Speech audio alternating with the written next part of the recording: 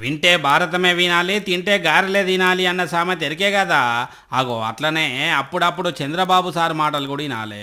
ఆయన చెప్పే ముచ్చట తింటుంటే నవ్వాపుకుంటున్నావు కదరా అనే బ్రహ్మానందం డైలాగ్ యాదికొస్తే మాత్రం అది మీ తప్పు కాదు.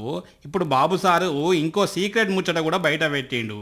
కోహినూర్ డైమండ్ చూద్దామని లండన్కి పోతే అక్కడున్న సెక్యూరిటీ గార్డులు ఆయనను చూడంగానే అలర్ట్ అయినరాట. ఎందుకనంటారా? ఇంకోసారే చెప్తాడు ఈనోన్రి.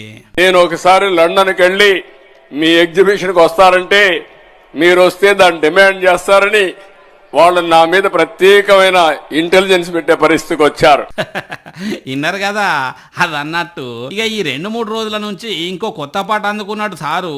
నేను సీనియర్ను, నాకంటే ఈ దేశంలోనే పెద్ద తోపు ఎవరు కూడా లేరు అని రాగాలు తీస్తున్నాడు. ఇనోన్రి, నాకంటే రాజకీయాల్లో ఎవరు సీనియర్ లేరు దేశంలో కూడా, రాజకీయాల్లో ఎవరు సీనియర్ లేరు దేశంలో కూడా. అందరికంటే నేనే సీనియర్ను, సీనియర్లకే సీనియర్ను అని జబ్బలు జరుచుకుంటున్నాడు. కానీ అంత పెద్ద సీనియర్ నాయకుడైన సీఎం మాట సుత ఊకలో ఈక లెక్కన తీసి పారేస్తున్నారు ఆఫీసర్లు. రైతులందరికీ పట్టాదారు పాసు పుస్తకాలు ఇయ్యమని సార్ ఆదేశిస్తే ఇస్తాం తీ అని లైట్ తీసుకున్నారు. పాపం నిండు సభల సారు పరువు పోయినంత పనైంది. మీకు పట్టాదారు పాస్ పుస్తకాలు ఇచ్చారు, ఇచ్చుంటే చేతులు పైకెత్తండి. ఇచ్చిన రైతులు మాత్రం చేతులు పైకెత్తండి. పట్టాదారు పాస్ పుస్తకంతో చేతులు పైకెత్తండి.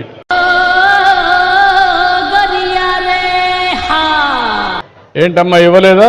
కాదమ్మా, ఈ ఊర్లో ఉండే వాళ్ళందరికీ పట్టాదారు పాస్ పుస్తకాలు ఇచ్చారా లేదా? లేదు, ఇవ్వలేదు. ఏంటయ్యా చేసి ఏం ఆర్గనైజ్ చేశావు?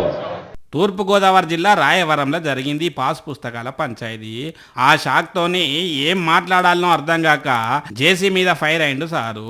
రెడ్ బుక్ మీద పెట్టిన శ్రద్ధ పాలన మీద పెడితే ఇట్లా నలుగుట్ల నవ్వుల పాలయ్యే పరిస్థితి వచ్చునా అని అంటున్నారు కొందరు రైతులు. ఇంకా నయం, పాస్ పుస్తకాలు అందకపోవడానికి కారణం కూడా పక్క పార్టీలు అనలేదు పాటు.